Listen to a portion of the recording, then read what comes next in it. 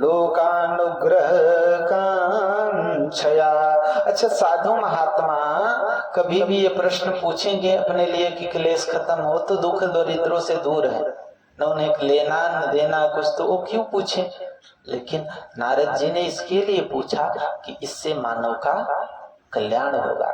बोले लोकानुग्रह कांक्षया। साधु महात्मा अगर कोई प्रश्न भी पूछते हैं, कोई उपाय भी खोजते हैं, तो उससे देश का कल्याण होता, उनका पर्सनल कोई स्वार्थ उसमें निहित नहीं होता। बताइए साधु महात्मा को क्या लेना देना है? तुम क्लेश में रहो, उनको कौन सा क्लेश? न बीवी है, न बच्चे, न शादी हुआ है, न घर बार है, घूमते फिरते, फिर क्यों पूछा? बोले कि लोक कल्याण हो। इसलिए साधु महात्मा जीवन भर अपना तपाते हैं। इसलिए कहा गया ब्राह्मण साधु संतों का जीवन उनका पर्सनल नहीं है, वो लोक कल्याण के लिए है। सत्यनारायणं सत्यनारायणस्यैव व्रतं सम्यग् विधानत् कृत्वा सद्यः सुखं भोक्ता भोक्त्वा परत्र मोक्षमाप्नुयात्।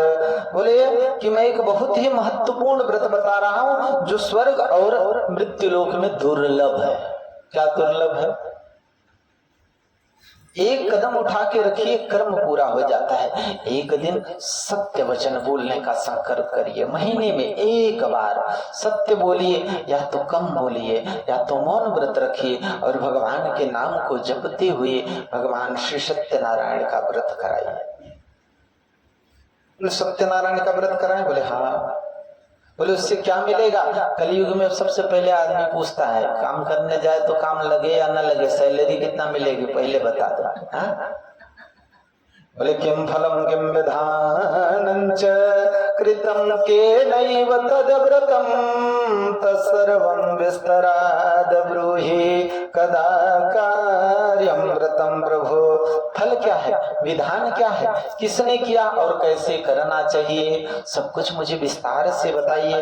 भगवान कहते हैं दुख शोकादि शमनम, दुख को मिटाती है। दुख क्या होता है? शरीर में नाना प्रकार के रोग व्याधि हो। हम बोलते हैं ना सर दुख रहा, पैर दुख रहा, दुख इसको होता है जो शरीर को हो, उसे कहते हैं दुख। और जो मन को होता है उसे कहते हैं शोक। मन को शोक होता है, चिंता होती है। भाई आपकी निंदा जाकर के बिल्डिंग के नीचे कहे कि बहुत गलत आदमी है, तो शरीर दुखेगा नहीं, उससे क्या दुखेगा? मन दुखेगा। तो उसको भी मिटाती है। बोले महाराज कथा कैसे मिटा देगी मन? बोले ज्ञान हो जाता है। जब जिस चीज का ज्ञान हो जाता है तो फिर उससे दुख हमें नहीं होता। जैसे हमें मालूम है कि वहां जाके गड्ढे में गिरना है, मालूम है कि ये व्यक्ति आपको धोखा देंगे, तो भैया अगर ज्ञान रहे कि आदमी धोखा देगा तो दुख कम हो जाएगा, लेकिन अगर प्रेम अगाढ़ रहे तो दुख ज्यादा रहेगा। तो भैया बोले कि भगवान की पूजा कैसे करें? आप तो बता दिए दुख सुख हर लेगी, धन संपत्ति देगी, पुत्र पौत्र आदि देगी, पुत्र पौत्र आदि देगी। भगवान ने कहा पुत्र देगी, संतति देगी। ऐसा नहीं बोला कि लड़का देगी कि लड़की, बेटा देगी कि बेटी। बेटा का अर्थ होता है जो बंटवारा करे संपत्ति में, वो बेटा। और लड़का का अर्थ होता है जो दिन रात लड़ता रहे, वो लड़का। संतति का अर्थ होता है जो माता पिता के संताप को, दुखों को दूर करे, वो है संतान। संतति प्रदान करने वाले। ऐसा नहीं कि बोले कि हम तो व्रत किए लेकिन हमको कोई लड़का नहीं हुआ। अरे भाई लड़का ऐसा भी हो सकता है कि जिस दिन पैदा हो उसी दिन से दुख मिलना चालू हो जाए, और जब तक रहेगा तब तक दुख देगा, ऐसा भी लड़का होता है ना। तो भगवान की भक्त को संतति मिलती है, सुख देने वाले संतान की प्राप्ति होती है। बोले भगवान की कथा कैसे करें? बोले भैया कथा का अर्थ होता है, कथा को ही कहते हैं सत्संग। कथा को ही क्या कहते हैं? सत्संग। सत्य की संगत, सत्य का सानिध्य प्राप्त होना। कथा करने से क्या होगा? बिनु सत्संग विवेक न होई। जब सत्संग करेंगे तो विवेक बुद्धि जो होती उच्चतम, विवेक से क्या होगा, जब विवेक रहेगा। अच्छा एक बच्ची है, मान लीजिए आपकी उदाहरण कि आपकी बच्ची है, एक गुब्बारा लेती है, गुब्बारा फूट जाता है तो ये रोने लगती है, वही बुद्धि इसके अंदर है, वही बुद्धि आपके अंदर है। आप बोलते हैं नहीं गुब्बारे का तो गुड़ ही फूटना है, आप रोते हैं? नहीं रोते। क्यों? क्योंकि आपके अंदर विवेक है उसका, और इसके अंदर विवेक उस चीज का नहीं। कथा विवेक को बढ़ा देती है, संसार के उच्चतम ज्ञान पर लेके जाती है। तो विवेक है, आप इसे समझाएंगे ना, नहीं तो गुब्बारे का गुण ये फूटना, दूसरा आएगा, तीसरा आएगा। संसार भी फूटने वाला गुब्बारा है, लेकिन हमारा विवेक नहीं है। कुछ छोटे सा 20 रुपए का नोट गिर जाए तो 2 दिन परेशान रहते हैं, क्योंकि उसका भी गुण ही है जाना, चाहे जिस रूप में जाए लेकिन जाएगा जरूर।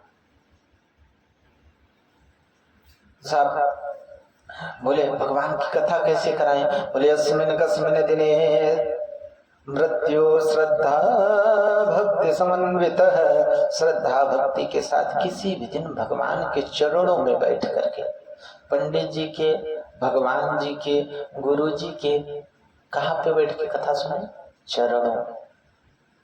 क्योंकि चरण ही ऐसी चीज है जहां हमारा उद्धार हो सकता है। चरणों में अनुराग के साथ बैठ के कथा सुने, जो भी आपके पास भक्ष्य सामग्री है भगवान को भोजन में निवेदित करके कथा श्रवण करें, और कथा श्रवण करते भगवान के नाम का संकीर्तन करते रहे, संकीर्तन करे, कथा सुने। इससे क्या होगा? अनुराग बढ़ेगा, और अनुराग के बिना भगवान का मिलना संभव। देखिए सत्संग से क्या होगा? बिनु सत्संग विवेक न होई, विवेक होगा। अब विवेक से क्या होगा? वैराग्य। वैराग्य से क्या होगा? भगवान के चरणों में अनुराग होगा। अब जब भगवान के चरणों में अनुराग, अनुराग का अर्थ होता है प्रेम।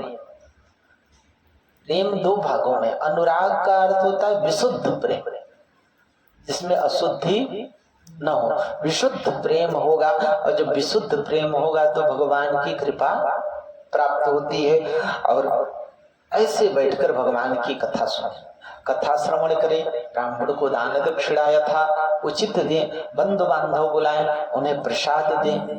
क्योंकि देखिए संसार का एक नियम है साहब, कथा जहां तक जाती है वहां तक पवित्र करती जाती है। हमारे जीवन में हमारे जुड़े लोगों में कोई एक भी अच्छे मार्ग पे चल दिया तो पूरे घर का भविष्य संवर जाता है।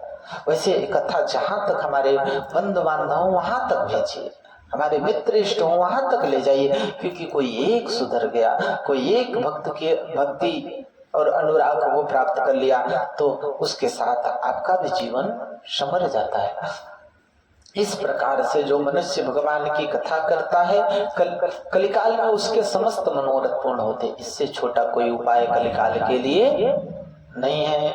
जय जय श्री स्कंद पुराणे रेवाखंडे श्री सत्यनारायण व्रत कथायां प्रथमो पुष्प बोलो वृंदावन बिहारी लाल की।